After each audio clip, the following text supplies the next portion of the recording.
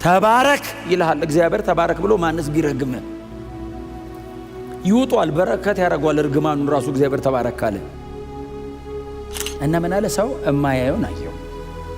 ስለዚህ አሁን እዛ ያየውን ፍጡር አይቶ መጣና ሲጽፍ ምን ይበለው? መሬት ላይ ለመጡት በሙሉ ቃል አለ፣ እዛ መጥቶ አያውቅም። መሬት ቃል የለውም፣ ልዩ ፍጥረት።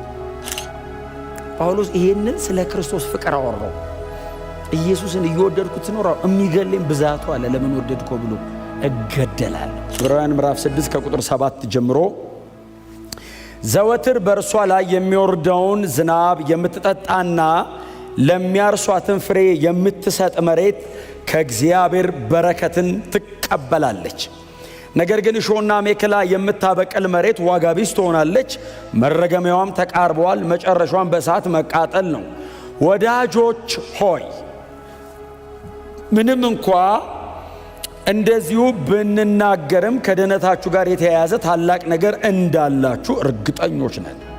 እግዚአብሔር አመፀኛ አይደለም፣ እርሱ ሥራችሁን እንዲሁም በፊቱ ሆነ አሁን ቅዱሳንን በመርዳት ስለ ስሙ ያሳያችሁትን ፍቅር አይረሳም። የተሰጠው ተስፋ እስኪፈጸም ድረስ እያንዳንዳችሁ እንዲህ ያለውን ትጋት እስከ መጨረሻ እንድታሳዩ እንመኛለን። በእምነትና በትዕግስት የተስፋውን ቃል የሚወርሱትን እንድትመስሉ እንጂ ዳተኞች እንድትሆኑ አንፈልግ። የዕብራውያን ምዕራፍ 6 ላይ ባለፈው ሳምንት ቁጥር 4፣ 5፣ 6 የተናገርኩት አይደል? ቁጥር 4፣ 5፣ 6 የተናገርኩት እንግዲህ አንድ ጊዜ አይደለም የሚለው አንድ ጊዜ ብርሃን የበራላቸውን ሰማያዊውን ስጦታ የቀመሱትን ከመንፈስ ቅዱስ ተካፋዮች የሆኑትን ነው የሚለው አይደል?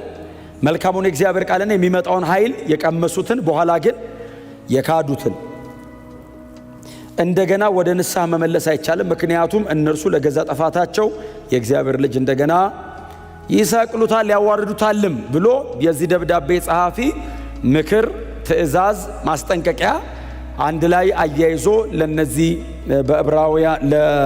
በዕብራውያን መካከል ላሉ ለዳኑ አማኞች ይህንን ይጽፈዋል። በጣም በተብራራ አይነት መንገድ ተናግሬ ያለው። ዛሬ ደግሞ እዚህ ቁጥር 7 እና 8 አካባቢ ላይ ያለችዋን ነገር ቶሎ ቶሎ ልንገራችሁ። ቁጥር 7 ምንድን ነው የሚለው? ዘወትር በእርሷ ላይ የሚወርደውን ዝናብ አይደለም የሚለው? የምትጠጣና ለሚያርሷት ፍሬ የምትሰጥ መሬት ከእግዚአብሔር በረከትን ትቀበላለች ይላል። እንዴት አይነት የተባረከች መሬት ናት እቺ መሬት! የሰው ልብ ነው አፍተሮል፣ ያው በመሬት የሚያቀርበው የሰው ልብ ነው። ጌታችን ኢየሱስ ክርስቶስ ምድር ላይ ባገለገለባቸው በነዛ 3 ዓመት ተኩሎች ከሚያስተምራቸው ትምህርቶች መካከል የእግዚአብሔርን ቃልና የሰው ልብ ደግሞ እንደ መሬት ወይንም እንደ መልካም መሬት በተለያዩ አይ ቲንክ በ4 አይነት መሬቶች መስሎ የሰው ልብ አቅርቦት ያውቃል። የእግዚአብሔር ቃል ጄኒውን ነው። የእግዚአብሔር ቃል መልካም ነው። የእግዚአብሔር ቃል ዘላለማዊ ነው። የእግዚአብሔር ቃል አይለዋወጥም። የእግዚአብሔር ቃል ለዘላለም ሕይወት የሚያበቃ ነው። የሚቀበለውን መሬት ግን ጌታ ኢየሱስ ክርስቶስ አቅርቦት ያውቃል። አንደኛው መልካም መሬት የተባለው ያፈራው፣ ሌላኛው መልካም መሬት ተብሎ ደግሞ እሾክ ያለው አይደል? በኋላ ላይ ባለጠግነትና አንቆ ያዘው በቀለ፣ በጣም በደስታ ወጣ እንዳያፈራ ደግሞ ካደገ በኋላ ኦልሬዲ ካደገ በኋላ ደግሞ ባለጠግነት ያዘ የተባላለ። ሌላው ደግሞ መንገድ ዳር ይወደቃል፣ ሌላው ደግሞ ጭንጫ ላይ ይወደቃልና እንደ መንገድ ዳር የሆነ ልብ አለ። ዝም ብሎ ሲዘራበት ፕሬዝ ጋድ ብሎ ተቀብሎ ወደ ውስጥ አያስገባም። ስለዚህ ዘሩ ውስጡ እንዲቀመጥ ኢንተርናላይዝ አያደርገውም። ለእግዚአብሔር ቃል እድል አይሰጥም፣ ጊዜ አይሰጥም። ስለዚህ ወፎች መጥተው ይለቅሙታል አለ። ጭንጫ ደግሞ አለ፣ ወደ ታች ማስገባት የማይችል በጣም ጠንካራ፣ በጣም አስቸጋሪ፣ በጣም ከባድ የሆነ ልብ አለ። እግዚአብሔር እንደዚህ አይነት ልብ ነው ብሎ አይተውም፣ ይዘራበታል። እስቲል ዘሩ ዛም ላይ ወድቋል። ባይዘወይ ዘሩ አልወደቀበትም አይደለም፣ ልቡ ጠንካራ ነው ብሎ አልተውም፣ ሞክሮታል፣ ልኮበታል። የእግዚአብሔርን ቃል ልኮበታል፣ የወንጌልን እውነት ልኮበታል። የተገለጠውን ፍቅር ኢንቨስት ከማድረግ እግዚአብሔር ተከልክሎ አያውቅም፣ ወደፊትም አይከለከልም። እስከ መጨረሻ ድረስ ፋይት የሚያደርገን እግዚአብሔር ነው እኛ እና ግን በጣም እኔ ሁላችሁንም እንደሳያችሁ በእንደዚህ እንግዲህ በአንድ ዓመት ከምናምን ሳያችሁ በእውነት ያ ምንድነው 30 60 100 እጥፍ ያፈራው አይነት ናችሁ እና ሁኑ። እግዚአብሔር ይመስገን። እና በእርሻ አስመስሎ ያቀርበዋል። እስቲል የዚህ ደብዳቤም ጻፊ ዕብራውያን ስለሆኑ እስራኤላውያን ስለሆኑ እርሻ አካባቢ አይጠፉም። እነሱ በጣም ከአግሪካልቸር ጋር በጣም የተቆራኘ ነው ህይወታቸው። ስለዚህ በጣም በቀላሉ አንደርስታንድ ሊያደርጉት ስለሚችሉ ከመልካም መሬትና ከሚቀበለው ነገር ጋር እያያዘ ቁጥር 7 ላይ ያቀርባልና መሬቷ በጣም ጥሩ መሬት ናት፣ በጣም መልካም መሬት ናት። እግዚአብሔር በላይዋ ላይ ኢንቨስት አደረገባት ይላል። እንግዲህ በላይዋ ላይ የሚወርደውን ዝናብ የምትቀበል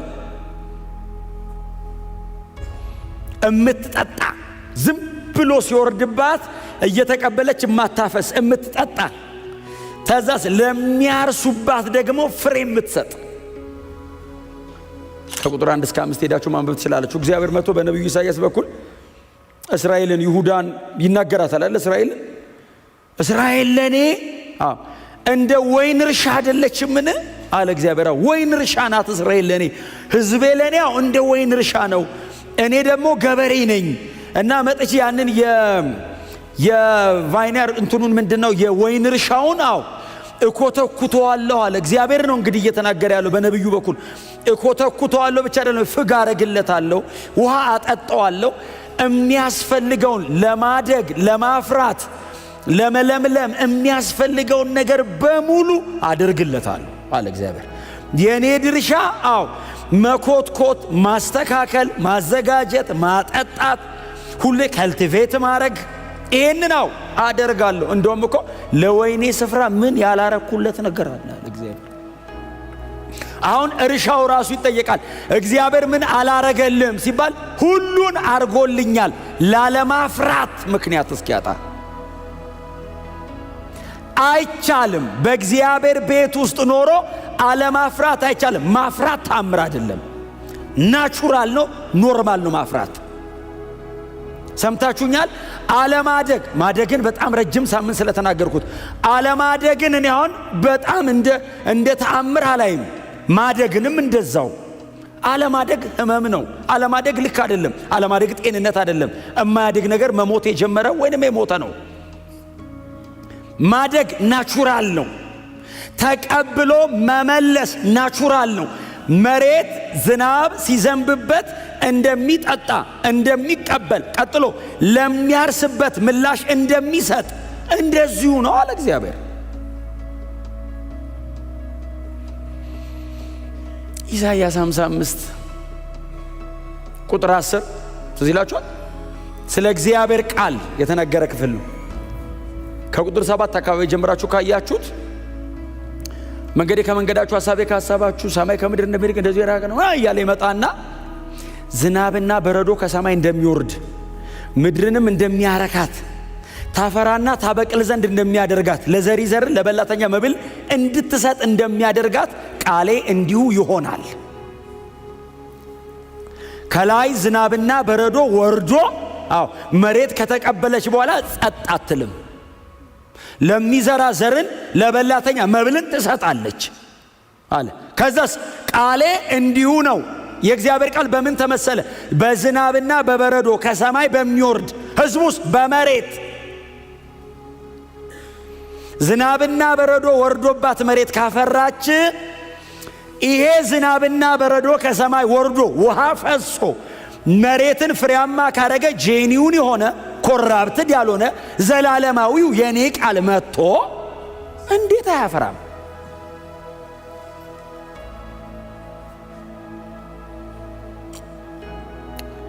እግዚአብሔር ይመስገን።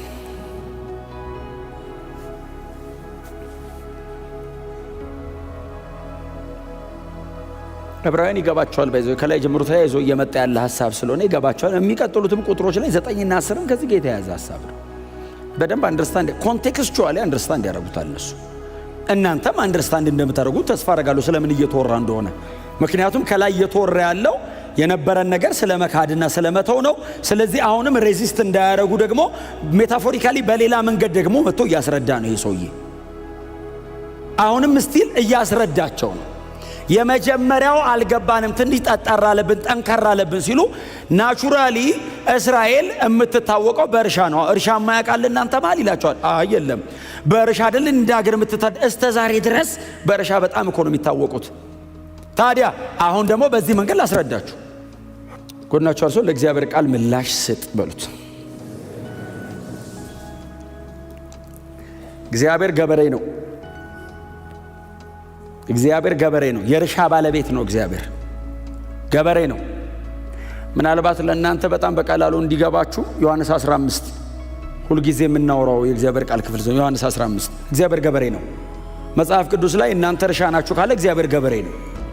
ስለዚህ እግዚአብሔር እኔ ገበሬ ነኝ አለ። ገበሬ ሁሌ ምንድነው? ፍሩት ኦሪየንትድ ነው። ገበሬ ፍሬ ፈላጊ ነው። ባይዘወይ ለፍቶ አላ ገበሬ ፍሬ ሲፈልግ ባይዘወይ እንደ ውለታ እየቆጠረ አይደለም ፍሬ የሚሰበስበው። እንዴት የተባረከ ነው እያለ አይደለም የሚሰበስበው። ለፍቼ ይባላል እና ባታፈራ ነው የሚጨነቀው። ስለዚህ ፍሩት ኦሪየንትድ ነው ገበሬ። እግዚአብሔር አብ ገበሬ ነው፣ ፍሬ ፈላጊ ነው። ህዝቡ መሃል ይመጣል። ለምን? የለፋውን ልፋት ያውቃል። ግንድ ደግሞ አለ። ግንዱ ደግሞ ኢየሱስ ነው። አሁን እኮ እንደ እግዚአብሔር ያለ ማንም የለም። በእውነት ነው የምላችሁ። ኢየሱስ ደግሞ ግንድ ነው። እኔ ገበሬ ነኝ አለ እግዚአብሔር። አዎ ግንዱ ደግሞ ልጄ ነው አለ። እና እናንተ ደግሞ በግንዱ ላይ ያላችሁ ቅርንጫፎች ናችሁ አለ። አዎ ስለዚህ እኔ እግዚአብሔር መጥቼ ልጄ ላይ ግንዱ ላይ አምጥቼ አጣብቂያችኋለሁ አለ። አይሁዳውያን ሲያነቡት ቀጥታ የበቀሉ ናቸው ግንዱ ላይ። እኛ አሕዛቦች ስናነበው ትራንስፕላንት ተደርገን ነው። ወይራው ነው ግንድ ላይ ተጣብቆ የወይን ያፈራው። እኔን ትራንስፕላንት ነው ያደረገኝ። አይሁዳዊስ በፍጥረቱ አይሁዳዊ ነው። የዘር ግንዱ ከኢየሱስ ጋር ይገጥማል። ላይኔጁ የዳዊት ልጆች ናቸው። እኔስ ሙልጭ ያልኩ ኢትዮጵያዊ ነኝ። አይሁዳዊ በአብሮን ያደገው እላዩ ላይ ነው የወጣው። የገዛ ወገኖቹ ተብለዋል። እኔስ ይሄን እንደውም እኔ ብዙ ጊዜ እኮ እናገራለሁ። ሜቶክና ኮይኖን ያያልኩ እኮ እናገራለሁ። እግዚአብሔር ወደ ምድረ በዳ ሄደ ነው አይደል? አሁን የሮሜው ትምህርት እኮ እግዚአብሔር ወደ ምድረ በዳ ሄደ። ምድረ በዳ ሄደና ወይራ መሃል ገባ እግዚአብሔር። ባለፈው እኛ እኮ እንትን የምድረ በዳ ነን። የበረሃ እንትን ነው እኮ ወይራ ሄዶ አርጎ ይዞ መጣ። እንደ ግራር ቀንጥሶ ይዞን መጣ። ከዛ የወይኑ ግንድ መስቀል ላይ ተሰቅሏል እና ጎኑ ተበስቷል በጦር ደሙ ይወረድና ትኩስ ነው እና ያንን ቀንጥሶ ያመጣውን የወይራ ቅርንጫፍ አምጥቶ እዚህ ትኩሱ ላይ እንደዚህ ያጣበቀው። ከዛ ግጥም አድርጎ አሰረውና ትራንስፕላንት ያደረገው። ወይራው የወይን አፈራ። አለማፍራት አትችልም። መሬቱ በጣም ፈርታይል ነው። ግንዱ ኢየሱስ ነው። አሁን እግዚአብሔር ከመሬትም ከግንድም ጋር ጨርሷል። ግንዱ መስቀል ላይ ሞቶ አስደስቶ ጨርሷል። እግዚአብሔር አልቲሜትሊ ደስ ብሎ ጨርሷል በኢየሱስ። ምን አይነት ነው ተብሎለታል ኢየሱስ። አብ ከሰማይ እንደዚህ ደስ ሊያሰኘኝ የሚችል አልነበረም፣ ወደፊትም አይኖርም፣ ጨርሻለሁ ደስታዬን አለ እና ከግንዱ ጋር እግዚአብሔር ዲል አድርጎ ጨርሷል መስቀል ላይ። ከማጋ ነው ከዚህ በኋላ የሚያወራው? ከቅርንጫፍ ጋር። እግዚአብሔር አሁን ከኢየሱስ ጋር በምንም ጉዳይ አያወራም፣ ከኔ ጋር ነው የሚያወራው። አፈራ ወይ ነው የሚለኝ። ለምን? የግንዱን አቅም ያውቀዋል። እስኪሞት ነው ህይወት የሚሰጠኝ። እየኖረ አይደለም የሚያኖረኝ፣ እየሞተ ነው የሚያኖረኝ። እዛ ድረስ እኔን ለማኖር ይሞታል። እኔን ለማኖር ለኔ ህይወት ለመስጠት የሱን ትቶ ወደ እኔ ይልከዋል። እኔ ልሞትበት ስል ያንተን ሞት አምጣ ብሎ እኔን በሱ ህይወት የሚያኖር ነው ግንዱ በዚህ መጠን የተገለጠ ነው። እስቲ አሜን በሏ። የክርስቶስ የመስቀል ሥራ እንዲህ ከአብ ቀኝ እስከ ሲኦል እኮ ነው የወረደው እኮ። በጣም ብትወጡ ከአብ ቀኝ በላይ አትወጡም። በጣም ከወረዳችሁ ከሲኦል በታች አትወርዱ። መሃል ነው የምንጫወተው። ፍቅሩ ጥግና ጥግ ነክቷል። እስቲ አሜን በሏ። እንዴ ከፍታ አይደል? በማቴማቲክስ እኮ ነው ጳውሎስ እኮ በመንፈሳዊ ቋንቋ እንዴት ያብራራው እና ማቲንክ ኤፌሶን ትንሽ የተማሩ ናቸውና በሂሳብ ከፍታው፣ ስፋቱ፣ ርዝመቱ ያው እኔ ሁሌ የሚገባኝ እሱ የኤፌሶን 3 ሁሌ የሚገባኝ በአራት ወንጌላት ነው። ከፍታው ዮሐንስ ወንጌል ነው፣ ዝቅታው ማርቆስ ወንጌል ነው፣ ርዝመቱ ማቴዎስ ወንጌል ነው፣ ስፋቱ ሉቃስ ወንጌል ነው። ከፍታው ዮሐንስ ወንጌል ነው አይደል? ከሰማይ ወደ ምድር አይደል ዮሐንስ ወንጌል አይደል? በመጀመሪያ ቃልም እግዚአብሔር ነበር። ትራንሴንደንት የማይደረስበት ምጡቅ የዘላለም አምላክ ማንም ሊደርስበት አይችልም። አይ ቲንክ ግሪካውያን ናቸው የሚጠቀመው። በጣም ክላሲካል ግሪክ ነው። ኖርማሊ ኮይኒ አይነት አይደለም። በጣም ክላሲካል ነው። ስለዚህ ሰማይ ያስነካዋል ሲጀምር እና ማንም ሊደርስበት አይችልም። እንደ ንስር ነው ወደ ላይ በጣም ሩቅ ነው ሲሉት ቃልም ሥጋ ሆነ አይደለም ይለው። ይሄ አምላክ ነው ብሎ ከሰማይ ከደመና በላይ ያኖረውን አምላክ ሥጋ ሆነ ብሎ በመካከላቸው ኢተርኒቲን ሂስትሪ ውስጥ ተከተተው እና ከፍታው ከላይ ወደ ታች ወረደው ዮሐንስ ነው። በጣም ዝቅታው ማርቆስ ወንጌል ነው። ማርቆስ ወንጌል ላይ ያለው ኢየሱስ የእግዚአብሔር አገልጋይ ነው። ማርቆስ 10:45 አይደለ ማርቆስ ወንጌል ዋና መቀመጫ። የሰው ልጅ ሊያገለግል እንጂ ሊገለገል አልመጣም አለና እንደውም ነፍሱን ለብዙዎች ቤዛ አድርጎ እስኪሰጥ ያገለግላል አለ። እግር ማጠብ ብቻ ሳይሆን ሲያገለግላቸው እስኪሞትላቸው ነው የሚያገለግለው።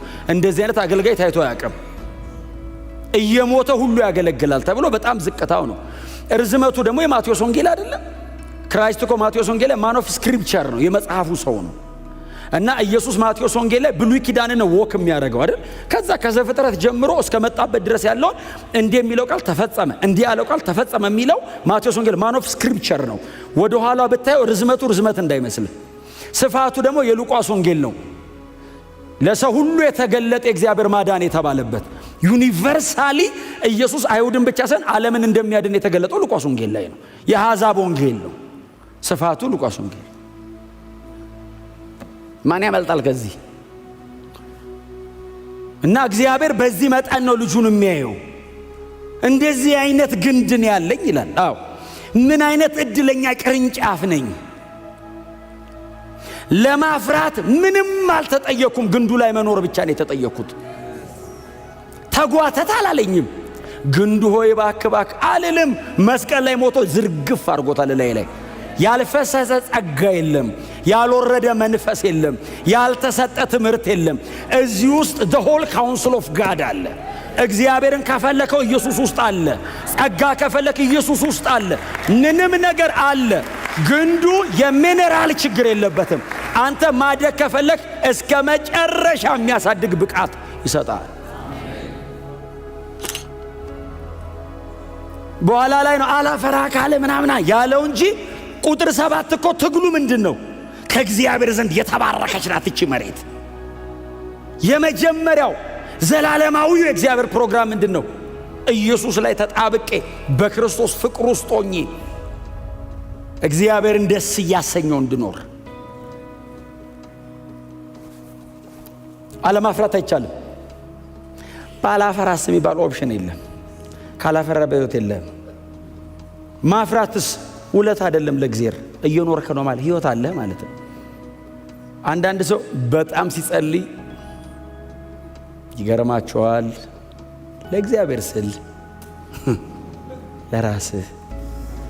ለራስህ ነው። ለራሴ እኔ በጸልይ ለራሴ እኔ አንዳንድ ጸሎታውን ስትመጡ ብዙ ነገር አይዛችሁ ሆነ ሊያስቀር የሚችል ውጊያ ምናምን አይጠፋም። ክፉ ሰው አይጠፋም። እንዲሁም ደግሞ የወደቀ ዓለም ስለሆነ ደግሞ ኮራፕትድ ነው እንትኑ የሆነ ነገር ቸግተ አልፈ መተ ስትመጣ ምንድነው እያሰብክ የምትመጣው? እኔ ለጌታ ስል እንትኑንም ተውኩት ለጌታ ስል። ከዛ መተ ስትንበረከክ አባቴ ዛሬ ብቀር ኖሮ ትላለህ። ውለታው ይጠፋብሃል። ጎናችሁ አሉስ እንኳን ከጌታ ጋር ሆንክ እንኳን እዚህ ኖርክ በሉት። እንደዚህ አይነት 1 ሚሊዮን ስብሰባ ሊኖር ይችላል ዓለም ላይ። ይሄ ምንድነው የሚለየው? በጣም ቆንጆ አዳራሽ ነው አይደለም። ለቸርች ጥሩ ሊሆን ይችላል። ወንበሩ በጣም ላይመች ይችላል። እሱ አይደለም ልዩነቱ። የምንወደው ሰው አጠገባችን አይደለም። መንፈስ ቅዱስ አለ መሃላችን። የእግዚአብሔር መንፈስ አለ። እዚህ ህልውና ውስጥ መኖር፣ ከጌታ ጋር መሆን። እኔ ምንድነው ቫልዩ የምታረው? ከጌታ ጋር መሆን። እንዴ መንፈስ ቅዱስ ከሌለ የክርስቶስ ሕይወት ከሌለ እንደ ቸርች አሰልቺ ነገር አለ እንዴ? እማይገባ ጸሎት ረጅም ሰዓት፣ እማታውቀው መዝሙር ረጅም ሰዓት፣ እማይገባ የዘላለም ሕይወት እየተባልክ ትማራለህ። እኔ አንዷን ወር እንዴ ልጨርሳት ለሚል ሰውዬ በጣም ሁሉ የሚያሰለች። ስትነካስ ሲበራልስ ጾም ጸሎት አለ ሲባል ሮጠህ መተህ የሚያጸልዩ ሰውዬ ሳይመጣ ከዛ 7 ሰዓት ሲያልቅ ምን ነው አጣራ ተነክተህ ነው። ረጅም ነው አጥሮ አይደለም። የነካ ነገር አለ የሚፈነቅለ። እስቲ አሜን በሏ። ብትደክም ትበረታለህ። ባይዘው ከተነካ ኃይል ብታጣ ይሰጥሃል። የሆነ መንገድ ብትወድ ብድግ ያረጋል። የተነካ ሰው ኖሮ ሊሞት ሲል ይመለሳል። ሮሜ 8 ላይ ላንብብላችሁ። የክርስቶስ ፍቅር በጣም ፌቨራይት ቴክስት አለ። ሮሜ 8:35 ጀምሮ ከክርስቶስ ፍቅር የሚለየን ማን ነው? አይ ቲንክ ጳውሎስ ቆሞ እየጠየቀ አይመስላችሁም? ቸርች አይደለም ቆሞ የሚጠይቀው። ከዚህ በኋላ ያሉትን ነው የሚጠይቃቸው። የቸርች ቅዱሳን ፊት ቆሞ ከክርስቶስ ፍቅር የሚለየ ማን ነው? ማንም ነው የሚለው የቸርቹ ሰው። ከዛ እነዚህን ይጠይቃቸዋል። በጣም ብዙ ሰውን ከብዙ ነገር ያስቀሩ ናቸው እነዚህ የለዩ። ከምትወደው ነገር ገንጥለው ይጥሉሃል። እነዚያውን የሚዘረዝራቸው ከክርስቶስ ፍቅር የሚለየን ማን ነው ይልና ምንድነው የመጀመሪያው? ችግር ነው ወይስ ሲቃይ ወይስ ስደት ወይስ ረሃብ ወይስ ራቁትነት ወይስ አደጋ ወይስ ሰይፍ? ከነዚህ ውስጥ አንዱ ብቻ ከምንም ነገር ማንንም ሊያጎል ይችላል። ከክርስቶስ ፍቅር ተሰብስበው። አሁን ጳውሎስ በተናጠል አይደለም የጠራቸው፣ ግር አድርጎ እኮ ነው የጠራቸው። ሰይፍ ሲል አቤት ይላል።